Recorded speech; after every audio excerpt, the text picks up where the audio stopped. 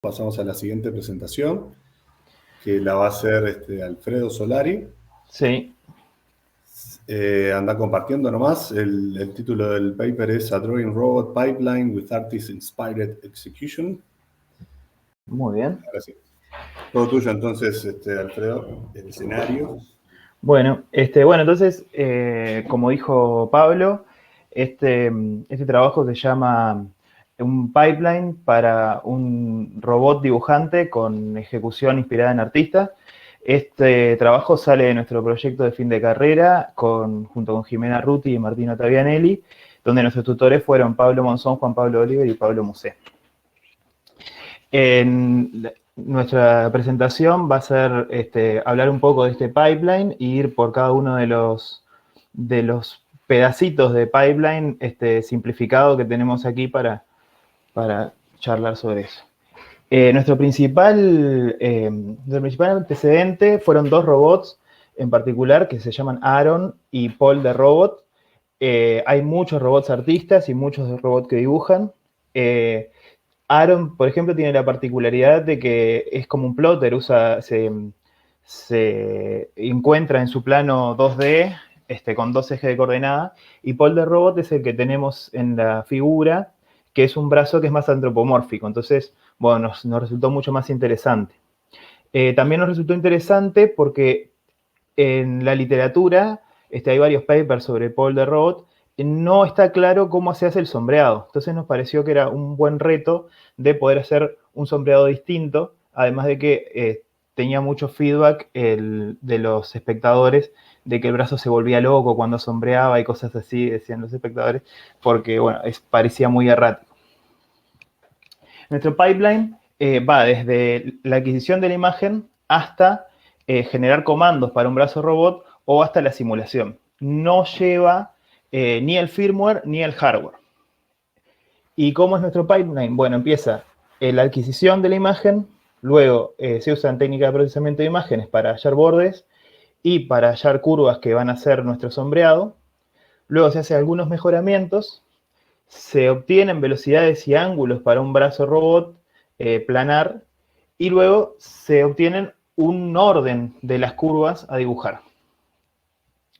Nuestra etapa de procesamiento de imágenes, entonces, lo que trata de hacer es tomar una imagen, como la que vemos aquí de Jimena, y transformar esa imagen en una representación en curvas de la imagen que se pueda dibujar. Nuestras restricciones son que sea monocromática la imagen y binaria, es decir, que va a haber una sola posición del lápiz, dos posiciones del lápiz. O está apretado sobre la hoja o no está tocando la hoja. No hay intensidades intermedias. Aquí hay otra representación de la misma imagen. Para la detección de bordes usamos un algoritmo que es súper clásico y súper utilizado, que es el algoritmo de Kani. Aquí hay dos salidas del algoritmo de Kani, de la foto que tenemos en el medio, que es de Martín. Y bueno, Kani tiene 3 parámetros. Le quería aprovechar para mencionar que todas las etapas de este pipeline son parametrizables y usamos un archivo de configuración para poder hacer distintas exploraciones estéticas a través de la configuración con alrededor de 50 parámetros distintos. Para el sombreado, nos interesó la forma que se sombreaban en los grabados, como podemos apreciar arriba a la derecha en la figura, o en algunos bocetos, como está abajo a la derecha, donde esta técnica se llama achurado, o hatching en inglés, y trata de usar líneas paralelas en capas distintas para poder hacer, dar distintos niveles de intensidad. Para hacer eso, nosotros tomamos la imagen primero y la cuantizamos, tomamos la imagen y la cuantizamos, y luego, para cada nivel de cuantización, se genera una capa de líneas paralelas para ese nivel y todos los niveles más oscuros, y luego se sigue al nivel más oscuro y se genera otra capa de líneas paralelas, pero ahora con otro ángulo, y así para codificar estos niveles de intensidad en niveles de concentración de líneas, donde las líneas se cruzan, como se puede apreciar en la figura de abajo. En particular, una vueltita de tuerca de esto es unir varias de las regiones, de esta manera generando que el dibujo sea más limpio y menos cargado. Bueno, luego estas curvas las tenemos que, de alguna manera, bueno, aquí está la comparación con la imagen original, de alguna manera las tenemos que dibujar. Entonces, tenemos otras restricciones nuevas. Tenemos una curva ideal, que en este caso está representado por la curva hecha con puntos rojos y líneas verdes, pero solo podemos representar un número finito de curvas, va a tener que ver con las decisiones que tomamos después, ya les voy a mencionar. Y entonces aquí tenemos en sólido la curva que pudimos representar con el robot. El sistema tiene limitaciones físicas propias de cualquier sistema, pero además nosotros le damos más limitaciones para que el movimiento sea más parecido al movimiento de un humano. Aquí se ve una representación del brazo planar, donde L1 es la distancia entre el codo y el hombro, L2 entre el codo y la muñeca, y L3 entre la muñeca y la punta del lápiz, y tenemos los distintos ángulos teta. Teta 1, teta 2 y teta 3. En particular, si teta 2 fuera menor a 0, tendríamos un problema en el que se visualizaría como que el brazo está quebrado, no sería humano. Entonces nosotros tomamos restricciones más allá de las restricciones de los motores para que se viera así. Y además, para que el movimiento se vea fluido, decidimos que todos los motores empiecen a moverse en el mismo momento al trazar la curva y dejen de moverse al mismo tiempo al finalizar la curva, tomando velocidades constantes. Es decir, la lapicera toca la hoja y todos los motores empiezan a moverse con velocidades distintas, pero constantes en cada una, y cuando finaliza la curva, todos los motores paran al mismo tiempo. Esa es nuestra idea de esto. ¿Y cómo obtenemos cuáles son esas velocidades? ¿Y cuáles son las posiciones de los brazos? Bueno, aquí en la figura, siento un micrófono. Aquí en la figura tenemos dos pares de 5 brazos distintos, uno para el punto inicial y otro para el punto final de la curva, y hay 5 direcciones del segmento muñeca-lápiz.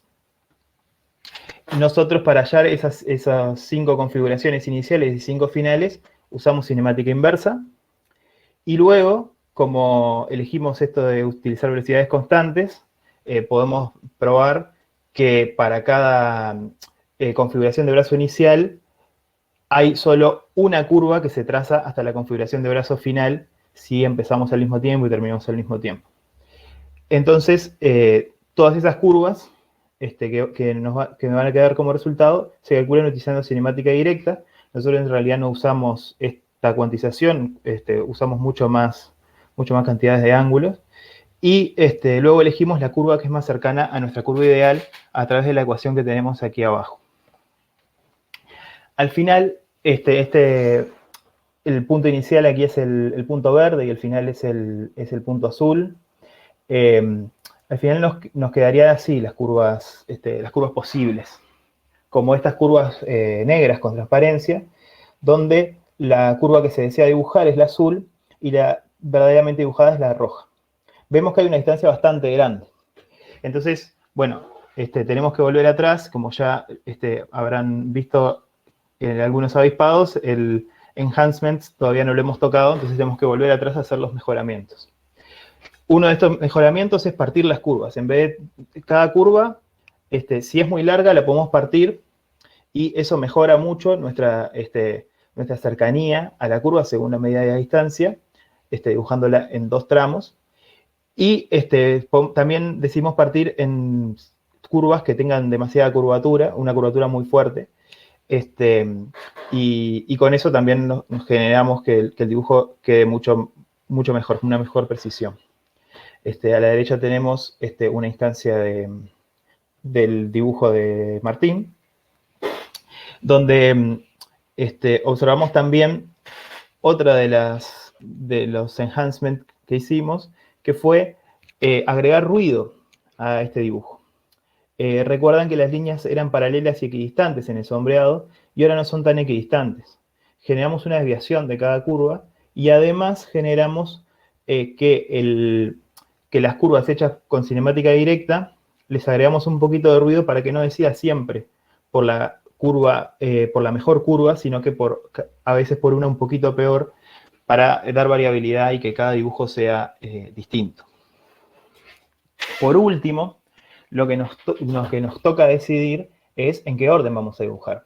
Para eso diseñamos esta función de costos, que tiene como parámetros el largo de la siguiente curva a dibujar y un punto configurable y el punto inicial de la siguiente curva a dibujar. Entonces, estamos parados en algún momento del dibujo y queremos saber cuál es la curva a dibujar ahora. Tenemos un pool de curvas que queremos dibujar y calculamos con esta función de costo el costo de dibujar cada una de estas curvas. Y elegimos la curva con menor costo. El largo de la curva va a estar ponderado por el parámetro de regularización alfa. Entonces, cuando alfa es muy positivo, por ejemplo, vamos a decidir dibujar las curvas más largas primero, dando una idea como de dibujar estructura primero. Si alfa fuera negativo, se dibujarían los detalles primero y luego la estructura.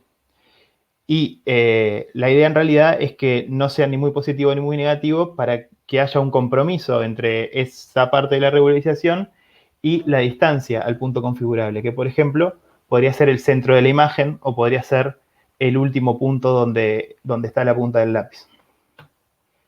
En este caso traigo dos videos donde el punto configurable es el mismo, pero el alfa es distinto. En un caso es positivo y en otro es negativo. Entonces, el dibujo empieza a evolucionar desde el centro, dibujando primero los detalles en el de la izquierda o primero la estructura en el de la derecha. Bien, los voy a adelantar. Acá termina dibujando las sombras, que termina con un resultado final bastante parecido, aunque no es el mismo, pero el tramo intermedio, que nos interesa que sea visualmente agradable, son distintos los dos y tiene una estética distinta en cada uno. Para finalizar, les mostramos otros resultados. Por ejemplo, el de la izquierda es un gato, el de la derecha, aparte de tener una cara, tiene un mueble, se ve la sombra del mueble como solo una curva. Nos resulta muy interesante este tipo de resultados. Hay muchos más resultados en el link que está abajo, tinyurl.com/portfolio. Y además tenemos un canal de YouTube que está en la slide anterior, que es tinyurl.com/project. Como conclusión, pudimos generar un pipeline de un robot que dibuja, que va desde la adquisición de la imagen hasta generar comandos para el motor o simulación en video. Y dotamos a este robot de algunas features humanas o humanísticas.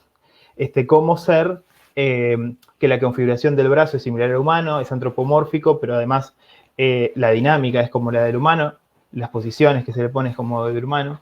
El algoritmo para hatching es un algoritmo utilizado por humanos. El orden de las curvas, también nos inspiramos en distintas formas de dibujar y por eso hicimos la función de costo para que se pueda dibujar de muchas formas distintas también. Agregamos imperfecciones y ruido. Y bueno, en el trabajo futuro queremos testear esto en un hardware real, revisitar las técnicas de shading y bueno, hacer en general mejoras a los algoritmos utilizados.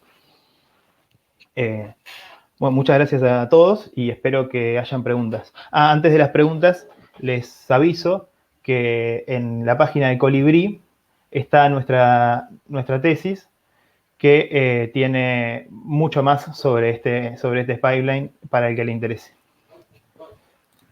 Muy bien, muchas gracias, Alfredo. Muy buena la presentación. Un lindo trabajo, y por supuesto, y muy buena la presentación. ¿Alguna pregunta a la audiencia?